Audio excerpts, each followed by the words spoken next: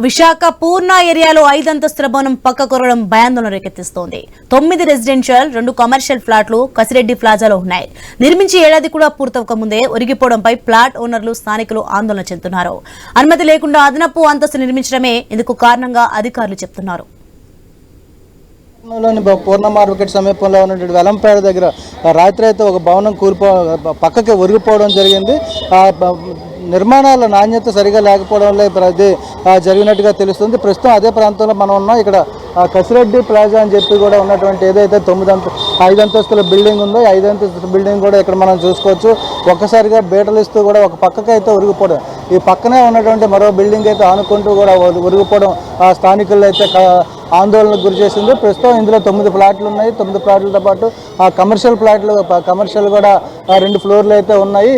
ఏదైతే మొత్తం బిల్డింగ్ అంతా కూడా ఒక పక్కకి ఒక్కసారిగా ఒరిగిపోవడంతో స్థానికులతో పాటు అందులో నివాసం ఉంటున్నటువంటి ప్రజలు కూడా చాలా భయాందోళనతో పరుగులు తీసిన పరిస్థితి కనిపించింది. ఈ నేపథ్యంలో అధికారులు సంఘటనా స్థలానికి చేరుకొని అందులో నివాసం ఉంటున్నటువంటి వారిని అయితే బయటకు పంపించడం జరిగింది. అదేవిధంగా ఎవరైతే దీన్ని నిర్మించే బద్రి అనేటువంటి ఒక బిల్డర్ బాబు నిర్మించినట్టుగా తెలుస్తుంది. సుమారు ఏడాది క్రితమే దీన్ని నిర్మించినట్టుగా తెలుస్తుంది. ఇంతలోనే ఇలా కుంగిపోవడం అయితే దీని నిర్మాణం మీద అయితే పలు అనుమానాలు అయితే వ్యక్తమవుతున్నాయి. పూర్తి స్థాయిలో భద్రతా ప్రమాణాలు పాటించకపోవడం, లేదంటే నాణ్యతా లోపం స్పష్టంగా కనిపిస్తుందని చెప్పుకోవచ్చు.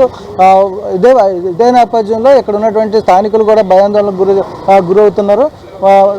అసలు ఇక్కడ ఏం జరిగింది తెలుసుకునే ప్రయత్నం చేద్దాం. రాత్రి పూర్తిగా కూడా చూసుకుంటే ఈ ప్రాంతం అంతా కూడా స్థానికులతో పాటు పూర్తిగా నిండిపోయింది. అదేవిధంగా ఏదైతే జీవీఎంసీ అధికారులు కూడా సంఘటన స్థలానికి అయితే చేరుకొని పరిస్థితిని సమీక్షించిన తర్వాత బిల్డర్తో మాట్లాడడం జరిగింది. అసలు నిర్మాణాలు ఏం జరుగుతున్నాయి, అసలు ఏ విధంగా చేశారు, అనుమతులు ఎంతవరకు ఉన్నాయి అనే కోణంలో కూడా ప్రస్తుతం అయితే దీనికి సంబంధించి పరిశీలన చేస్తున్నట్టుగా కనిపిస్తుంది. మొత్తం ఏదైతే బిల్డింగ్ ఒక పక్కకి ఒరిగిపోతున్న నేపథ్యంలోనే ప్రజలందరూ కూడా సురక్షితంగా బయటికి రావడంతో ఎలాంటి ప్రాణ నష్టం అయితే చోటు చేసుకోలేదు. దాంతో స్థానికులు అయితే ఊపిరి పీల్చుకున్నారని చెప్పుకోవచ్చు. ముఖ్యంగా చూసుకుంటే అసలు ఏం జరిగింది అనేది అయితే ప్రస్తుతం మనతో మాట్లాడేందుకు కొంతమంది ఉన్నారు. వాళ్ళతో మాట్లాడే ప్రయత్నం కూడా చేద్దాం. అసలు చెప్పండి, రాత్రి అసలు ఏం జరిగింది, ఇక్కడ ఏం జరిగింది? అసలు ఏమవుతుంది సార్, ఇక్కడ ఈ లూజ్ సాయిల్ వీళ్ళు కరెక్ట్ కింద ఫౌండేషన్ స్టాండర్డ్ లేకుండా కట్టేశారు. అది 5 అంతస్తులు కట్టి కింద కనీసం పార్కింగ్ కూడా లేదు. వచ్చేపోయారు కూడా ఇబ్బంది. యాక్షన్లో ఏం జరుగుతుందో తెలియట్లేదు.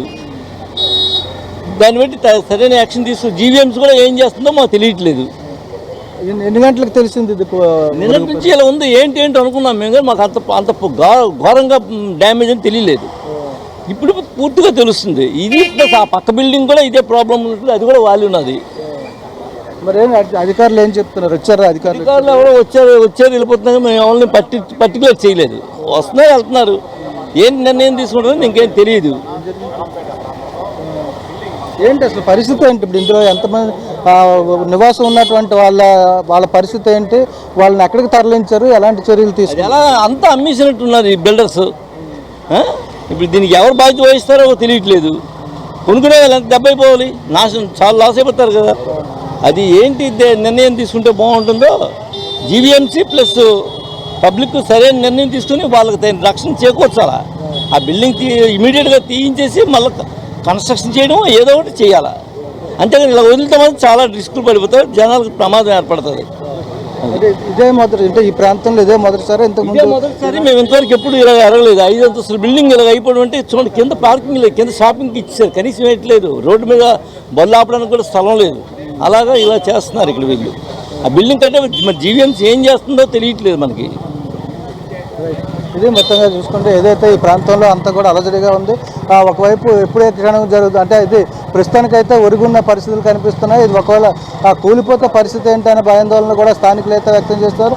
ముఖ్యంగా నిర్మాణాలు చేపట్టేటప్పుడు సరైన ఇసుక ఏదంటే ఐరన్ కూడా వాడాల్సిన ప్రమాణాలు అయితే లేకపోవడం వల్ల ఇలాంటి సంఘటనలు కూడా చోటు చేసుకుంటున్నట్టుగా తెలుస్తుంది. మరోవైపు అనుమతులు అయితే కొన్ని ఫ్లోర్ల వరకు తీసుకొని దాని మీద అనాధికారికంగా అనుమతులు లేకుండానే కొన్ని ఫ్లోర్లు వేయడం వల్ల కూడా ఇలాంటి సంఘటనలు జరుగుతున్నాయని చెప్పి స్థానికులు అయితే ఆందోళన చెందుతున్నారు. దాంతోపాటు ముఖ్యంగా ఈ ప్రస్తుతం అయితే ఎవరైతే ఇందులో నివాసం ఉన్నటువంటి వీళ్ళందరినీ కూడా ప్రస్తుతం సురక్షిత ప్రాంతాలకు తరలించడం జీవీఎంసీ అధికారులు అయితే చేపట్టిన నేపథ్యంలోనే త్వరలోనే దీనికి ఒక పరిష్కారం చూపించాలని, భవిష్యత్తులో కూడా ఎలాంటి నిర్మాణాలు చేపట్టిన పక్కా నిర్మాణాలు చేపట్టాలి, నాణ్యతా ప్రమాణాలు పాటించాలి, దీనికి జీవీఎంసీ అధికారులు దృష్టి పెట్టాలని చెప్పి కూడా స్థానికులు కోరుతున్నారు. ముఖ్యంగా చూసుకుంటే విశాఖపట్నంలో ఎక్కడికక్కడ నిర్మాణాలు శరవేగంగా జరుగుతున్నాయి.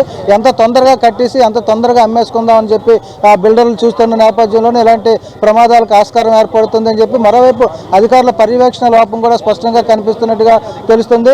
ఇలాంటి అంటే దాదాపు ఏడాది క్రితం, అంటే పూర్తిగా ఇది పాత భవనం కూడా కాదు, కనీసం ఏడాది కూడా పూర్తి అవ్వాలన్నట్టుగా తెలుస్తుంది. ఏడాది లోపే ఈ భవనం కూలిపోవడంపై అయితే స్థానికులు ఆగ్రహం వ్యక్తం చేస్తున్నారు. మరి దాంతో పాటు కూడా ఈ ప్రమాదాలు జరగకుండా కూడా అధికారులు చర్యలు చేపట్టాలి. అసలు అనుమతులు ఎంతవరకు ఇచ్చారు, ఎలాంటి నిర్మాణాలు చేపడుతున్నారో దాని మీద అధికారులు అయితే దృష్టి సారించాలని చెప్పి స్థానికులు కోరుతున్న పరిస్థితి. వీడియో జర్నలిస్ట్ స్వామితో రాజు, ఐ న్యూస్, విశాఖపట్నం.